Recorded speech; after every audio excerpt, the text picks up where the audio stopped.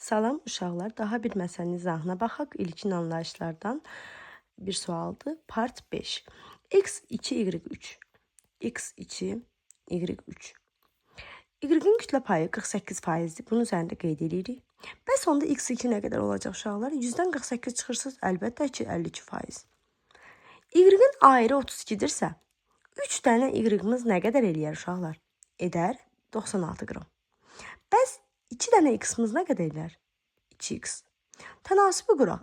52%-ə 2x qram x düşürsə, bəs 48%-ə nə qədər düşür? 96 qram x-imiz bərabərdir neçəyə? 52-yə. Bu qədər sadə.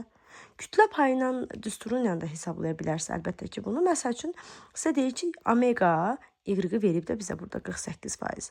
Onda 48% bərabərdir. Y-in kütləsi, yəni 32 vur 3 bölünsün ümumi emir 2x üstə gəl 96 vur 100. Biz buradan da x-in 52 olduğunu tapa bilərdik, amma biraz rəqəmlər böyük alına bilərdi.